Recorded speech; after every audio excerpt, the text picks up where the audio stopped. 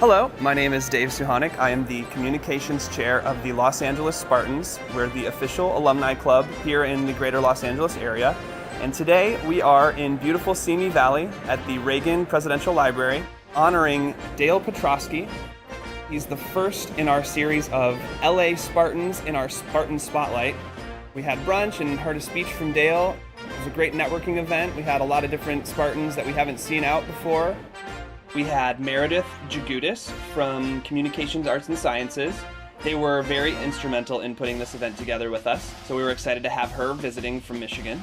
And we also had Tim Bagrakis from the Alumni Association, and Natalie Arazi, who is the Regional Director of Development for Southern California. And now we're here by Air Force One and taking a tour of the museum, and it's a great event.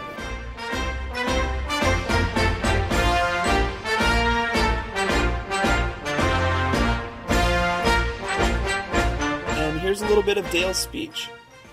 Now I'm going to introduce the man of the hour. Actually, Dale and Ann Petroskey. If you haven't met them yet, they're sitting right up here. I have known them for quite a few years. Dale has had a fantastic career in communications field. Like I said, he was the assistant press secretary to President Reagan. He was also the president of Baseball Hall of Fame. He was living here in Los Angeles at Occidental Petroleum. He was the vice president at Occidental Petroleum. And they are relocating to Houston. But Dale and Ann are relocating to Dallas. Today is his last actual day as a Los Angeles resident.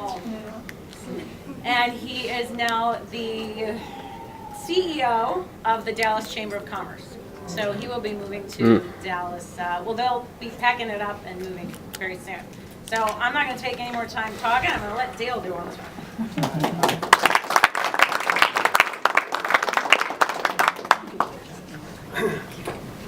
Well, thank you, Anne-Marie. Meredith and Tim, thank you for what you do.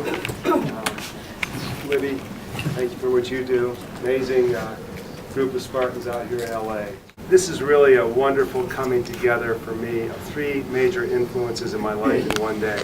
Michigan State had a major influence on me. I wouldn't be standing here today having done the things that I've done without Michigan State. Ronald Reagan.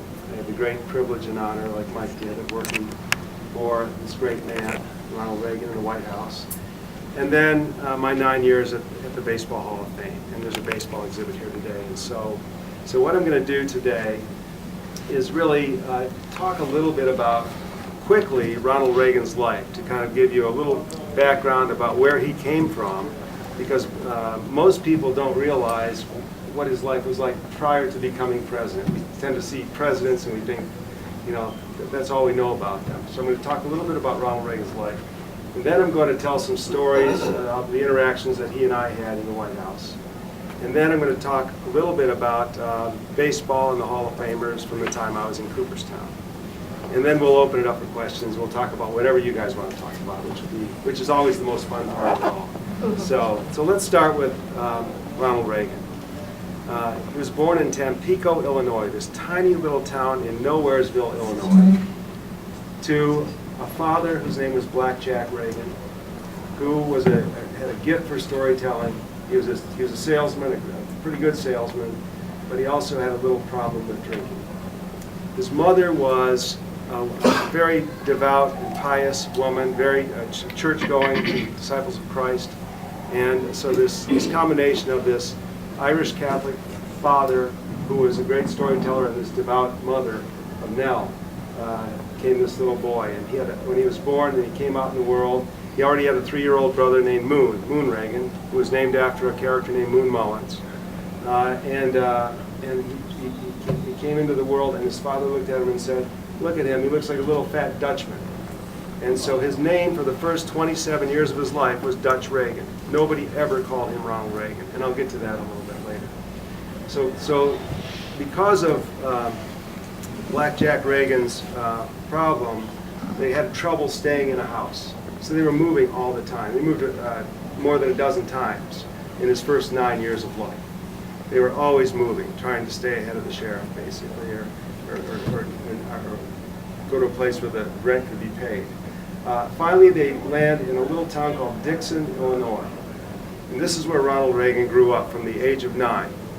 And this little boy who came from this fairly dysfunctional family had this very sunny outlook, very optimistic, very fun-loving, and a winning personality. And during that time, he was most known as the lifeguard at Rock River. And he was a handsome young guy, people liked him, and in 6 years, he reportedly saved 77 lives in the Rock River. Wow. And every time he did that, he went and he carved a notch in a tree to recount another one. Okay. In high school, he was very popular. He was a football player. He acted in the school plays, and he dated the minister's daughter. Her name was Margaret Cleaver. And it came time to graduate, and Ronald Reagan, they didn't have any money in the Reagan family. It was sort of the Depression was coming on. It was late 20s. But Margaret Cleaver was going to Eureka College, and so was Ronald Reagan. He didn't know how he was going to pay for it, but he went to Eureka College. And there, he figured out a way to get through and pay for it. But he was a member of the football team, the swimming team, the track team. I don't know he had time to study. He was in. He acted in plays, and by his senior year, he was president of the student body. Okay. So again, this winning personality, this optimism that came from a situation that you wouldn't have expected.